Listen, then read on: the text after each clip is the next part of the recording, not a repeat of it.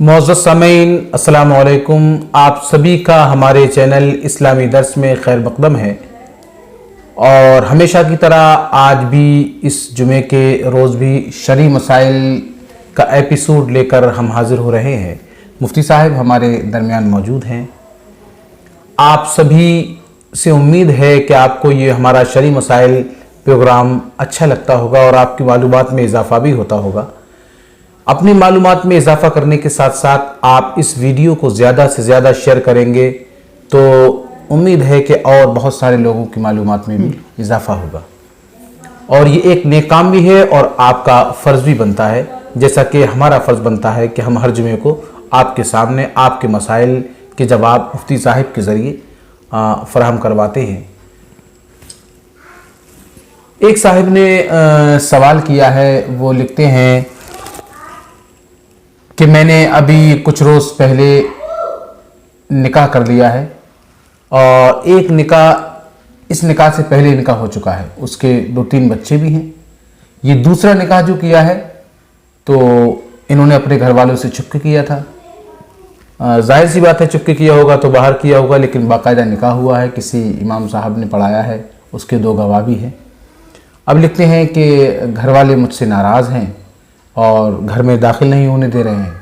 میرے پاس اس دوسری بیوی کے لیے نہ تو مکان ہے اور نہ میرا کوئی بہت اچھا زیادہ روزگار ہے جس سے میں اس کا پیٹ بھر سکوں یا اس کو پال سکوں۔ تو اب یہ پوچھ رہے ہیں کیا واقعی شرعی اعتبار سے میرا یہ نکاح ہو گیا جو میں نے گھر والوں سے چھپ کر کیا یا دنیا والوں سے چھپ کر کیا؟ تو کیا میرا دوسرا نکاح ہو گیا؟ اب میں کیا کروں، پریشان ہوں۔ میرے سوال کا مفتی صاحب جواب عنایت فرمائیں۔ یہ بھی ہمارے معاشرے کا ایک بڑا مرض ہے جو ان دنوں بہت تیزی سے پھیل رہا ہے۔ نوجوان لڑکے لڑکیاں گھر والوں سے چھپ کر ایک دوسرے سے ناجائز تعلقات استوار کرتے ہیں، ناجائز تعلقات بناتے ہیں، اور پھر وہ تعلقات اس حد تک پہنچ جاتے ہیں کہ گھر والوں سے چھپ کر وہ شادیاں کر لیتے ہیں۔ حالانکہ انہیں ناجائز تعلقات قائم کرتے وقت ہی سوچنا چاہیے کہ جو چیزیں اللہ تبارک و تعالیٰ نے ہم پر حرام قرار دی ہیں، ہم اس طرف کیوں بڑھ رہے ہیں۔ جی، یہ بات تو اس وقت پوچھنی تھی جب انہوں نے اپنے تعلقات قائم کیے، جیسا کہ سوال سے ظاہر ہو رہا ہے کہ ان کے تعلقات رہے اور انہوں نے گھر والوں سے چھپ کر اپنے تعلقات قائم رکھے، اور پھر نکاح تک نوبت آ گئی۔ گھر والوں کی نظر میں اس سے پہلے ایک نکاح ہو چکا تھا، گھر والے سمجھ رہے تھے کہ بیٹے کی شادی ہو گئی ہے، انہوں نے گھر والوں کو اطلاع تک نہیں دی اور نہ ہی اپنی بیوی کو اطلاع دی۔ تو اس میں کوئی شک نہیں ہے کہ جب انہوں نے نکاح کیا دوسری بیوی سے جس کے 2 گواہ بھی موجود ہیں تو نکاح ہو گیا، لیکن بہرحال انہوں نے غلطی کی ہے، اور ایک غلطی نہیں بلکہ کئی غلطیاں کی ہیں۔ جو چیزیں شریعت مطہرہ نے حرام کی ہیں انہیں ہمیں حرام سمجھنا چاہیے۔ نوجوان نسل کو یہ سمجھنا ہوگا کہ شریعت نے جو دائرہ ہمارے لیے بنایا ہے اسی میں ہمارا بہترین مستقبل ہے، اور وہی ہماری عزت و آبرو کی محافظت کا ایک راستہ ہے، اس سے ہٹ کر کوئی راستہ نہیں ہے۔ جب تک ہم اس حقیقت کو نہیں سمجھیں گے تب تک یوں ہی بھٹکتے رہیں گے۔ آپ نے غلطیاں کئی ایک کی اور اس کے بعد اب پوچھ رہے ہیں کہ وہ نکاح ہوا تھا یا نہیں ہوا تھا۔ اگر آپ کو یقین ہی نہیں ہے کہ وہ نکاح ہوا تھا تو پھر آپ اب تک اس سے کس طرح سے تعلقات بنائے ہوئے تھے؟ کیا آپ نے حرام کو حرام نہیں سمجھنا تھا؟ کیا آپ پر شریعت مطہرہ کے احکام نافذ نہیں ہوتے؟ کیا آپ کو یہ نہیں معلوم تھا کہ یہ چیز میرے لیے حرام ہے؟ بہرحال سوال کا جواب یہ ہے کہ آپ کا نکاح ہو چکا ہے، اور جس طرح آپ کی پہلی بیوی بیوی ہے ویسے ہی آپ کی یہ دوسری بیوی بھی بیوی ہے۔ اب اس کے لیے انتظام کرنا یہ آپ کی ذمہ داری ہے۔ یہ مسائل، یہ پریشانیاں آپ کو پہلے سمجھنی تھیں کہ اگر میں گھر والوں سے چھپ کر یا بغیر بتائے ہوئے کچھ کروں گا تو کہاں رکھوں گا، کیا کروں گا۔ جب آپ نے نکاح کیا ہے تو وہ اب آپ کی بیوی ہے، آپ نے نکاح میں اس کا خرچہ، اس کے مہر ادا کرنے کا وعدہ کیا ہے۔ اب اس کے اخراجات آپ کے ذمے ہیں، آپ اسے رکھیے، اس کے لیے گھر کا انتظام کیجیے، اس کے لیے اخراجات کا انتظام کیجیے، یہ آپ کی ذمہ داری ہے۔ ایسا نہیں کہ وہ نکاح چھپ کر کیا تھا تو نکاح ہوا ہی نہیں، یا اس کو طلاق دینے میں کوئی حرج نہیں ہوگا۔ طلاق دینے کا جو حکم پہلی بیوی کے لیے ہوگا وہی حکم دوسری بیوی کے لیے ہوگا۔ نوجوان ہمارے عام طور سے یہ سمجھتے ہیں کہ دوسرا نکاح کرنا ہمارا حق ہے۔ ٹھیک ہے، تمہارا حق ہے، لیکن پھر یہ بھی تو سمجھو کہ اس نکاح کے جو مطالبات ہیں وہ پورا کرنا بھی تمہارا حق ہے۔ جی۔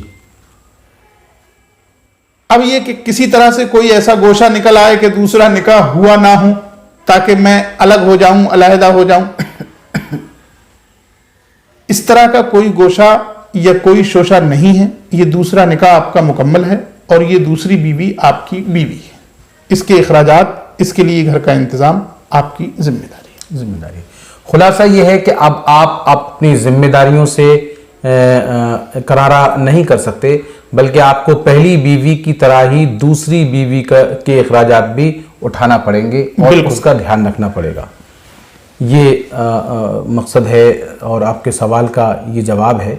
یہ ساری باتیں آپ کو پہلے سوچنا تھی۔ بہرحال شریعت کے نظر میں اب آپ کی دونوں بیویاں ہیں، دونوں کا آپ پر برابر حق ہے اور آپ کی ڈیوٹی بنتی ہے کہ آپ ان دونوں کا دھیان ایک سمان رکھیں اور برابر رکھیں، برابری کا انہیں حق دیں۔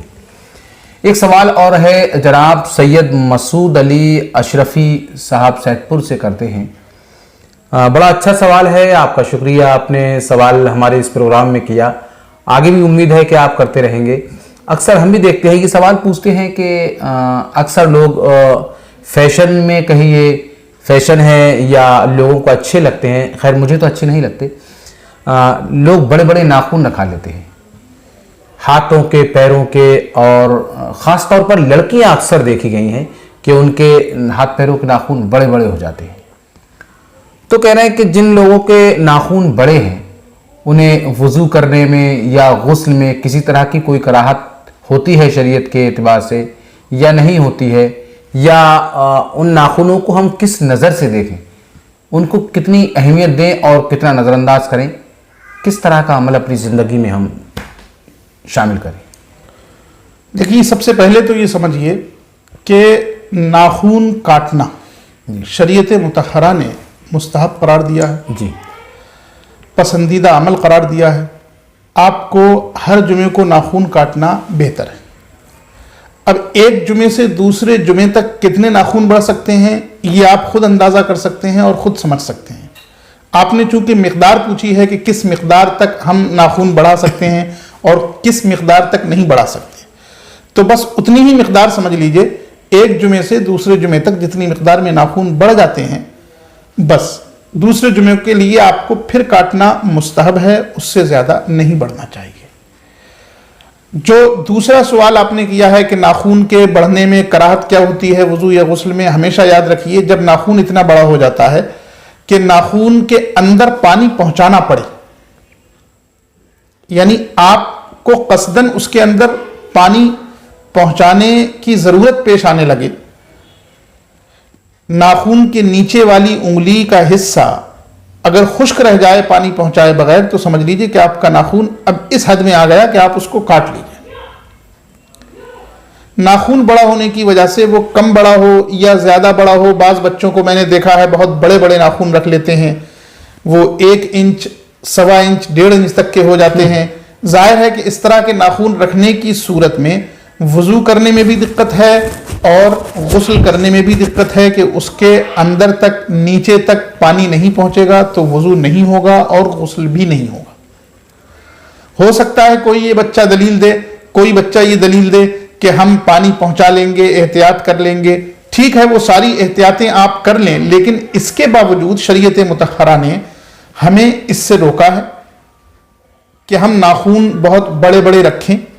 ناخن تراشنا یہ اللہ کے رسول صلی اللہ تعالیٰ علیہ وسلم نے سنن میں قرار دیا، ان طریقوں میں جو طریقے گزشتہ انبیاء سے چلے آ رہے ہیں، لہذا کسی بھی اہل ایمان کے لیے یہ مناسب نہیں ہے کہ وہ اپنے ناخن اتنے بڑے بڑے رکھے کہ وہ حد سے تجاوز کر جائیں، اگرچہ وہ احتیاط کر لے غسل میں یا وضو میں، اور احتیاط کرنے کے باوجود ہو سکتا ہے کبھی پانی نہ پہنچے، اس لیے کہ وضو اور غسل میں ان تمام اعضاء کا دھلنا بھی ضروری ہے، ان میں پانی پہنچنا بھی ضروری ہے۔ اگر پانی نہیں پہنچا اور کھال نہیں بھیگی، آپ وضو کر رہے ہیں تو آپ کا وضو نہیں ہوگا، اور غسل کر رہے ہیں تو آپ کا غسل نہیں ہوگا۔ اسی طرح آپ کے ناخنوں میں جو گندگی بھرے گی، جو غلاظت بھرے گی، وہ ایک الگ مشکل پیدا کرے گی۔ اسی لیے شریعت مطہرہ نے یہ حکم دیا ہے کہ ہمیں ہر 8ویں دن ناخن کاٹ لینا چاہیے، بڑے رکھنے کی کوئی گنجائش نہیں ہے۔ جی، یعنی بڑے ناخن شریعت کے اعتبار سے نہیں رکھنا چاہیے، اس میں سوائے نقصان کے فائدہ کچھ نہیں۔ ایک سوال اور ہے، وہ بھی بہت اچھا سوال ہے، اور آج کل بہت دیکھا جاتا ہے کہ کچھ لڑکے فیشن میں اپنے سر کے بال بہت بڑے بڑے رکھا لیتے ہیں، اتنے بڑے رکھا لیتے ہیں کہ انہیں اس میں چھلے وغیرہ یا کسی کپڑے سے یا الاسٹک سے وہ باندھنا پڑتے ہیں۔ تو کیا لڑکوں کو یا مردوں کو بڑے لمبے بال عورتوں کی طرح رکھنا مناسب ہے شریعت کے اعتبار سے یا نامناسب ہے؟ اس سے پہلے ایک سوال کے جواب میں بڑی تفصیل سے جواب دیا گیا تھا کہ اس کو ہم شریعت مطہرہ میں فقہ کی کتابوں کی اصطلاح کے مطابق تشبہ کہتے ہیں، جی، یعنی مردوں کا ایسا کام کرنا جس سے وہ اپنے آپ کو عورتوں جیسا ظاہر کریں، یا عورتوں کا ایسا کام کرنا جس سے وہ اپنے آپ کو مردوں جیسا ظاہر کریں۔ جی، تشبہ اور لوگوں کے درمیان بھی ہوتا ہے، لیکن یہاں جو بات ہو رہی ہے وہ یہ کہ مرد کوئی ایسا کام کرے جس سے وہ یہ ظاہر کرنا چاہتا ہے کہ وہ عورت ہے، یا عورتوں جیسا کوئی کام جو عورتوں کے ساتھ مخصوص ہے، مرد نہیں کرتے ہیں، اس طرح کی کوئی روش اپنا رہا ہے یا اس طرح کا کوئی طریقہ اپنا رہا ہے، وہ بال ہوں، بالوں سے متعلق ہو یا لباس سے متعلق ہو، سب کا وہی حکم ہے، یہ جائز نہیں ہے۔ عورتوں کی طرح بال رکھنا یا عورتوں کی طرح کپڑے پہننا، ایسے کپڑے جو عورتوں ہی کے ساتھ خاص ہیں، مرد ان کپڑوں کا استعمال ہی نہیں کر سکتے ہیں۔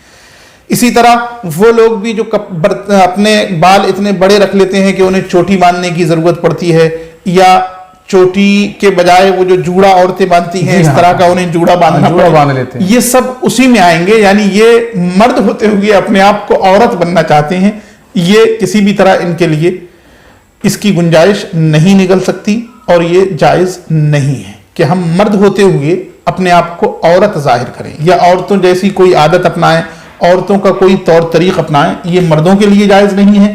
بالکل اسی طرح جیسے عورتوں کے لیے یہ جائز نہیں ہے کہ وہ اپنے آپ کو مردوں جیسا ظاہر کریں، یا مردوں کا کوئی ایسا لباس جو مردوں کے ساتھ خاص ہو وہ پہنیں، یا کوئی ایسا طور طریقہ، کوئی ایسی عادت اپنائیں جو مردوں کے ساتھ خاص ہو، یہ ان کے لیے جائز نہیں ہے۔ ان کے ساتھ جو خاص ہیں وہ ان کے ہیں، ان کے ساتھ جو خاص ہیں وہ ان کے ہیں۔ مردوں کو انہی طریقوں اور انہی طور طریقوں پر بال رکھنا چاہیے جو مردوں کے ہیں، اس سے ہٹ کر نہیں۔ اور اہل اسلام خاص طور سے اس بات پر توجہ دے کہ جو بال، جس طرح کے بال رکھنا اسلام نے مکروہ و ناپسند قرار نہیں دیے ہیں، اسی طرح کے بال رکھیں۔ یعنی دونوں لوگوں کو، مرد ہوں یا خواتین ہوں، مرد حضرات کو خواتین کی کوئی نقل نہیں کرنا چاہیے جو خواتین کے لیے خاص ہے، اور خواتین کو مردوں کی کوئی نقل نہیں کرنا چاہیے جو مردوں کے لیے خاص ہو، جس سے کہ وہ مرد ظاہر ہو جائیں یا مرد لگنے لگیں، اور خواتین مرد حضرات خواتین لگنے لگیں۔ ایسی ایک دوسرے کی کوئی بھی مشابہت نہیں کرنا چاہیے۔ اچھا سوال تھا، ہمیں امید ہے کہ آگے بھی آپ اسی طرح کے سوال کرتے رہیں گے اور ہمارے شرعی مسائل پروگرام میں شریک ہوتے رہیں گے۔ اسی کے ساتھ اپنے میزبان اور مفتی صاحب سید واقف علی صاحب قبلہ کو اجازت دیجیے۔ السلام علیکم ورحمۃ اللہ وبرکاتہ۔ اللہ حافظ۔ السلام۔